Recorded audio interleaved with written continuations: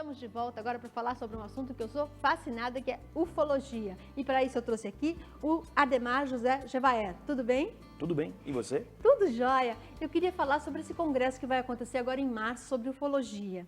Quais são as expectativas? Muito boas. Nós temos feito congressos em Curitiba já há alguns anos, sempre com uma excepcional participação pública, porque nós trazemos ufólogos de peso do Brasil e do exterior, né? Para essa programação de 17 a 19 de março. Vai ser aqui? Aqui em Curitiba, no Hotel Lison, ali na 7 de setembro. Na 7 de setembro. Na 7 de setembro. Para esse evento, nós vamos trazer 12 conferencistas de todo o Brasil. Os temas serão os mais variados. Nós vamos falar de abduções, são sequestro de seres humanos. Nós vamos falar de investigação, do contato com eles, dos procedimentos de pesquisa, de exopolítica, exodireito, que são novos conceitos que vão ser aplicados para quando nós tivermos relacionamento com essas espécies. Vamos falar sobre aquelas figuras que surgem em Prudentópolis e em Santa Catarina, nas plantações de trigo. Aqueles desenhos? Sim, que são chamados de agroglifos. Vamos falar em profundidade disso, porque a revista UFO, que organiza esse evento... Essa revista aqui? Essa revista aí, que é a mais antiga publicação de ufologia do mundo. É feita em Curitiba, faz 8 anos. Fazem 8 anos. E nós pesquisamos esse fenômeno e nós vamos trazer para a população nesse congresso informações frescas sobre isso. E temos um convidado internacional de peso, que é um cientista reconhecido mundialmente, professor da Universidade de Temple, na Filadélfia, que vai falar das conclusões de um trabalho que ele desenvolve há 40 anos com pessoas que foram abduzidas, que foram levadas para bordo de naves. Ele trabalhou com 1.400 dessas pessoas e descobriu que há um plano, um programa por parte de algumas raças extraterrestres que estão nos visitando para gerar uma raça híbrida com material genético humano e alienígena, uma espécie híbrida, meio ET, meio ser humano, para ser reintroduzida na Terra. Isso é assim, estarrecedor, as suas conclusões têm reverberado por todo o mundo. É um cara extremamente sério, que fez esse trabalho todo com uma equipe e dentro de embasamento científico completo e pleno, que vai apresentar esse trabalho com exclusividade no Brasil, aqui em Curitiba, de 17 a 19 de março próximo. O que você acha desse estudo?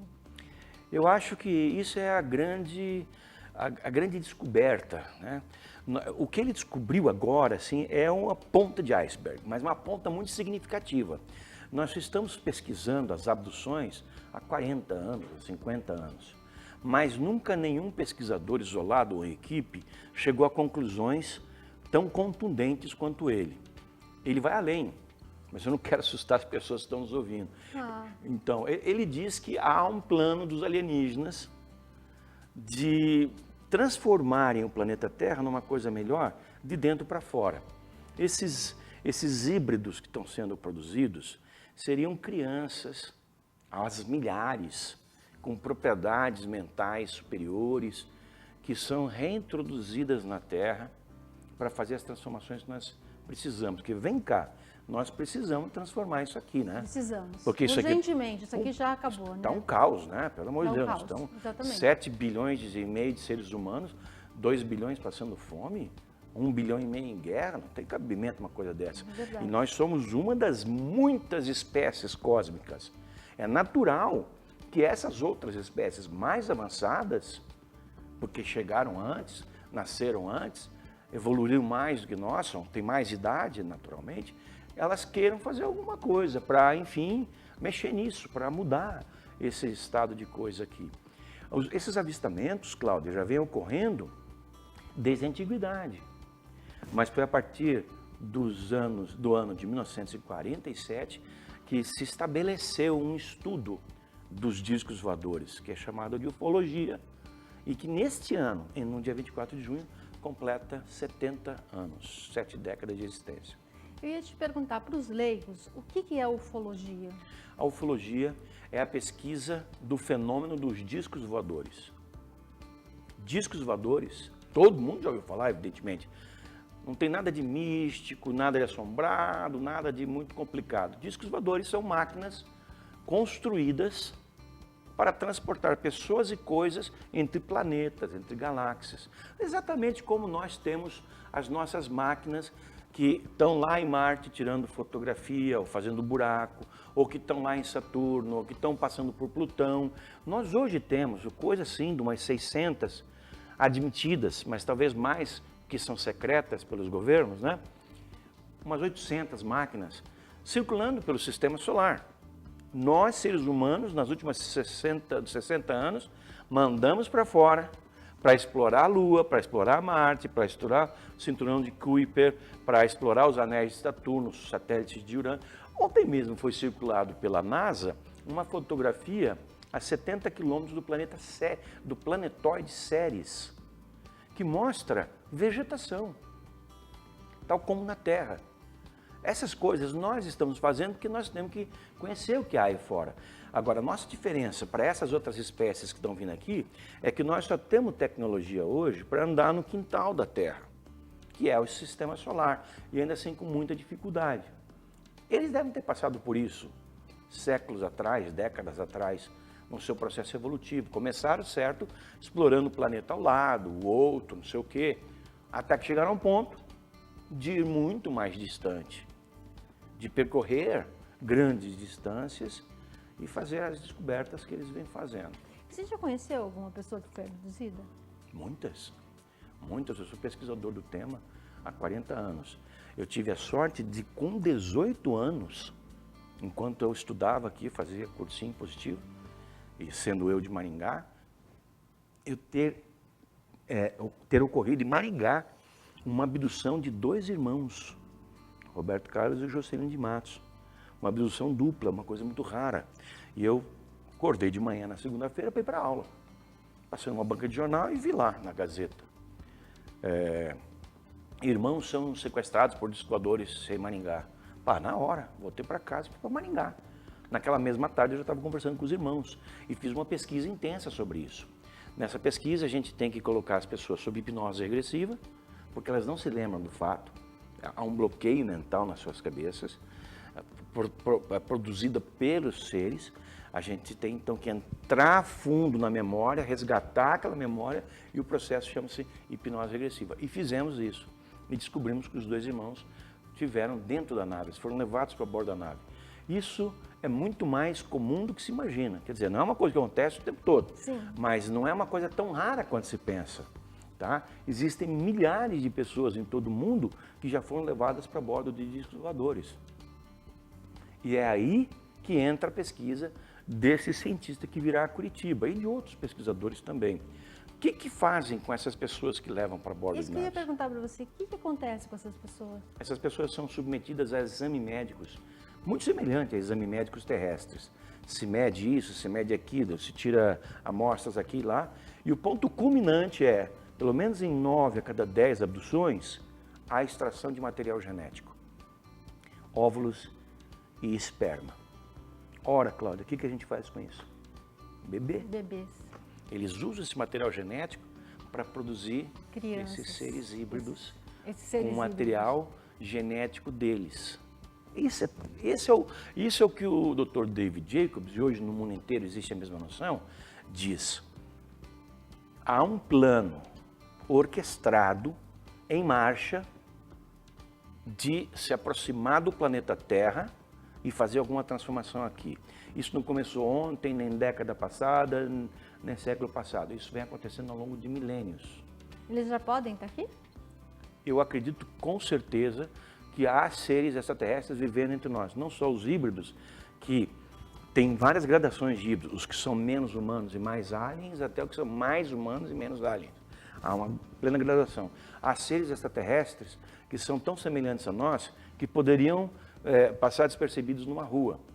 É importante que se diga que, além de nós estarmos sendo visitados por várias espécies, todos esses seres que aqui vêm e que descem das naves, quando eles são vistos e relatados pelas pessoas, em 99% dos casos, eles têm um formato humano. Eles têm 2 pernas, com um joelho no meio, eles têm 2 cotovelos, com 2 braços com um cotovelo no meio, eles têm um tronco, um pescoço, uma cabeça, iguais a nós. Alguns não têm cabelo, alguns têm assim, uma aparência, são baixinhos, gordinhos, altinhos, pele acinzentada, tem tudo. Mas o formato morfológico deles é humano. É humano. Então isso não pode ser coincidência, porque nós somos o resultado, entre aspas, pelo menos assim imaginamos, de uma evolução que levou em consideração o tamanho do planeta, a gravidade do planeta, a atmosfera do planeta, a existência de água, a distância do planeta ao Sol. Se fosse um pouco mais perto, a gente não poderia existir. Se fosse um pouco mais longe, também não. Então nós estamos no que nós chamamos de zona habitável do nosso planeta. Querer que todas essas espécies inúmeras tenham passado pelo mesmo processo de evolução e tenham resultado em corpos idênticos aos nossos, não pode. Não pode ser coincidência que esteja ocorrendo. Por que será que eles escolhem algumas pessoas? Pois é, essa é a grande questão da ufologia. Nós sabemos que existem 2 tipos de abdução. Existe a abdução acidental, quando a pessoa é levada de uma única vez. Acontece. E ela não é mais levada. E existe a abdução recorrente. Existe a recorrente? Essas são as maiorias, são a maioria. Quando uma pessoa é abduzida, vamos supor, Cláudia, que você se descobre abduzida. Vamos supor, na semana passada você passou por uma nova experiência, só que nessa experiência você não teve a sua mente totalmente bloqueada. Você se lembrou. Então você conhece o ufólogo Gevaer, você vai consultar, Gevaer, tive um sonho assim, assim, assado. Eu vou juntar minha equipe, nós vamos fazer uma avaliação e uma hipnose regressiva. Vamos descobrir que você foi abduzida. Nós vamos supor nessa hipótese. Se isso aconteceu, se nós estendemos essa hipnose regressiva para o passado, desde do berço, nós vamos descobrir que você foi abduzida com certeza várias outras vezes. E seus pais, ou pai, ou a mãe podem ter sido, ou a avó pode ter sido, e também seu filho, sua filha, sua neta podem ser. Porque essas espécies, elas trabalham assim com a linhagem genética da pessoa. Estão fazendo um estudo. Um estudo continuado e prolongado. Entende? Não é uma coisa assim, estanque, pega a pessoa, examina, devolve. Não, eles pegam de novo. Até porque cada uma dessas pessoas recebe um implante cerebral, um implante às vezes em outras partes do corpo, uma espécie de um chip, que é um microtransmissor, um aparelhinho pequenininho, que é colocado em vários lugares, mas principalmente pelo nariz, colocado na cabeça. 9 a cada 10 abduzidos têm isso aí. E essas pessoas então são monitoradas. Esse transmissor, ele tem a função de mandar para algum receptor, que é, claro, da parte de quem colocou isso em você, informações sobre o seu metabolismo, sobre sua fisiologia, sobre seus pensamentos. Tanto que esses negócios são colocados próximos de junções nevrálgicas, onde passam a informação. Entende? Tudo isso é muito complexo. Agora, a pesquisa de abdução é muito difícil, porque apenas assim 2 ou 3 a cada 100 que passaram por essa experiência lembram alguma coisa. E dessas, uma ou outra vai procurar ajuda. E dessas, uma ou outra encontra a ajuda certa. Então é um filtro de obstáculos que vai impedindo. Então nós conhecemos, por exemplo, no mundo hoje, a pesquisa ufológica estabelecida nos anos 40, nesses 70 anos, nós temos aí alguma coisa perto de 10 mil casos de abdução em todo o planeta. Nos últimos 70 anos, pesquisados, conhecidos, que estão na literatura. Mas isso aí deve ser 1 ou 2% do total que existe. O restante a gente não sabe, por causa de todos esses filtros e obstáculos. Na sua opinião, eles são do bem? É que tá. Como na Terra nós temos gente do bem e do mal, é a mesma coisa. Só que eles são mais avançados, então tem que haver um refinamento na forma como se entende esse bem e mal. Há uma gradação. Vamos supor, considerando que nós temos inúmeras civilizações nos visitando, e o que pressupõe uma variedade de propósitos, nós temos assim, num extremo do espectro, 3, 4, 5% daqueles que não são bonzinhos, não. Chegou perto, eles passam fogo. E lá no outro extremo do espectro, nós temos 2, 3, 4% daqueles que são, assim, voluntariamente benevolentes. Ajudam até a sanar enfermidades das pessoas. O resto é uma gradação em que tem aí espécies exploradoras, espécies cientistas, espécies colonizadoras. Há uma grande variedade de razões para elas estarem aqui. Eu sempre penso neles como gente do bem, engraçado. Sim, na maioria das vezes. Porque, veja, esse fenômeno está aí faz tempo, né? Nós nunca fomos atacados. Nós nunca fomos dominados. As pessoas pensam um dia eles vão chegar e dominar. Mas eles já estão aqui há muito tempo. Acho que se quisesse já teriam dominado, Há muito né? tempo. A tecnologia não basta para eles. Não. E esses desenhos nas plantações, qual é a procedência deles? Esse é o tema, assim, do meu coração, da minha especialidade. Esse fenômeno já acontece em todo o mundo há 40 anos. Começou na Inglaterra e se espalhou pelos países do hemisfério norte, raramente em países do hemisfério sul. E quando chegou no hemisfério sul, o país que foi escolhido foi o Brasil, em 2008, em Ipuaçu, uma cidadezinha do oeste de Santa Catarina que fica a 520 quilômetros de Florianópolis. Aconteceu em 2008, ninguém soube por que aconteceu lá, mas depois aconteceu de novo em 2009, o raio caiu 2 vezes no mesmo lugar. E depois 2010, 2011, 12, 13, 14, todos esses anos. Até que em 2015, sem a gente entender por quê, apareceu um fenômeno extraordinário em Prudentópolis, aqui no Paraná, a 200 quilômetros de Curitiba. Lá na propriedade do seu Tito Santini, uma figura enorme, linda. Filmamos com drone, examinamos, etc. e tal. E nesse ano passado, no dia 27 de setembro, surgiu outra figura também em Prudentópolis. Então hoje temos no Brasil 2 polos de ocorrência desse fenômeno. Nenhum outro, pelo menos por enquanto. Ipuaçu e Prudentópolis. E nós estamos em cima disso o tempo inteiro. O que eu te digo que são essas figuras? Primeiro, não são fraude. Não é alguém que faz. Porque nós temos envolvidos na análise um perito criminal, físicos, biólogos, engenheiros físicos, microbiologistas. Nós fazemos análises e descobrimos, por exemplo, que nesse agroglifo de Prudentópolis, que aconteceu no dia 27 de setembro do ano passado, a área do agroglifo, dentro do agroglifo, o solo e as plantas estavam esterilizados, sem sinal de vida microbiana. E fora do agroglifo, por todas as partes, estava normal. Quer dizer, isso é uma coisa muito séria.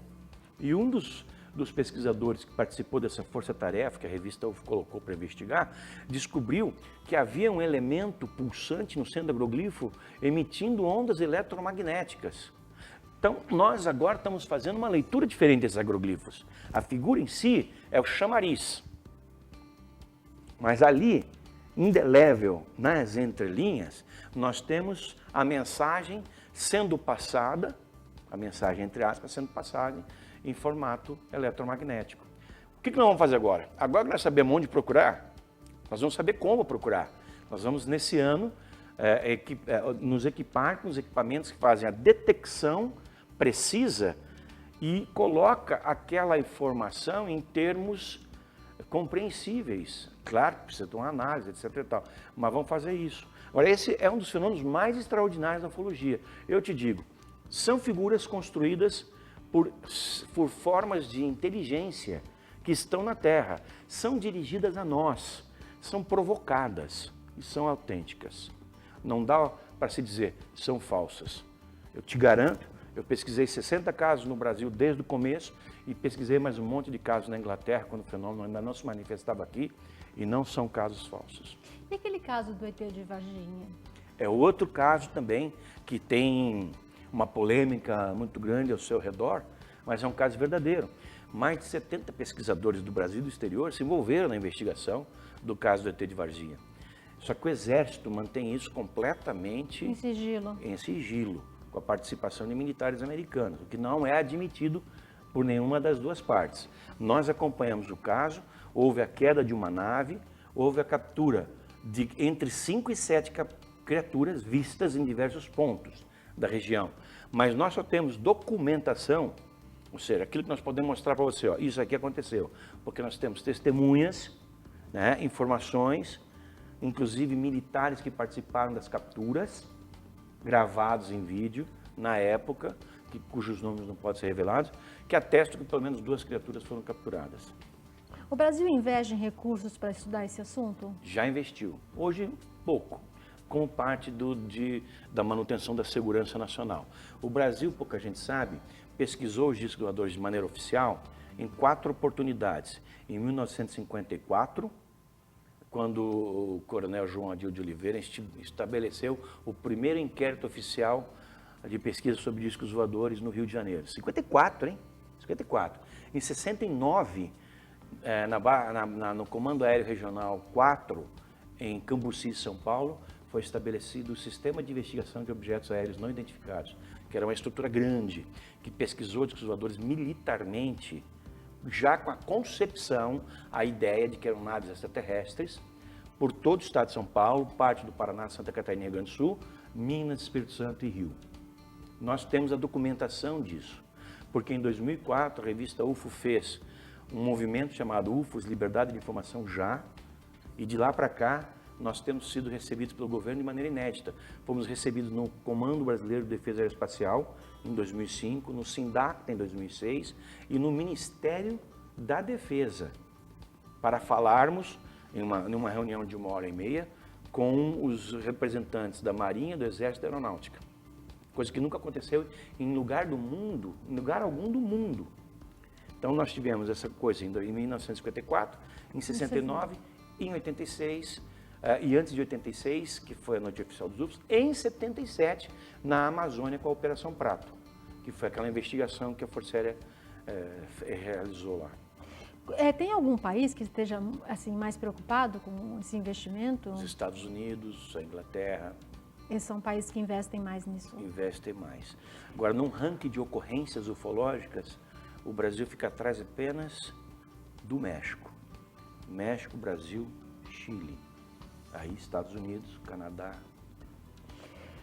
Olha, eu adorei o assunto, queria falar mais. Você quer deixar algum recado, alguma dica? Quero dizer a todos os curitibanos que nós não descansamos enquanto não passarmos todas as informações que nós temos. E agora, no dia 17 a 19 de março, vamos fazer um grande evento, vamos trazer para Curitiba os maiores especialistas em sistema no Brasil e uma estrela internacional com revelações bombásticas. Isso é aberto ao público? É aberto ao público, a quem quiser participar. Mas as inscrições têm que ser feitas antecipadas no site www.ufologiabrasileira.com.br. Ufologiabrasileira.com.br. Ufologiabrasileira.com.br. Aberto a todos. Muito obrigada, espero que você volte mais vezes, porque esse é um assunto que eu fico até viajo assim, no assunto. Assim. Obrigado, Cláudia. Muito obrigada, Obrigado. Volte mais Conte vezes. comigo sempre que você precisar. E extraterrestres, se quiserem alguém aí de cobaia, estou aqui.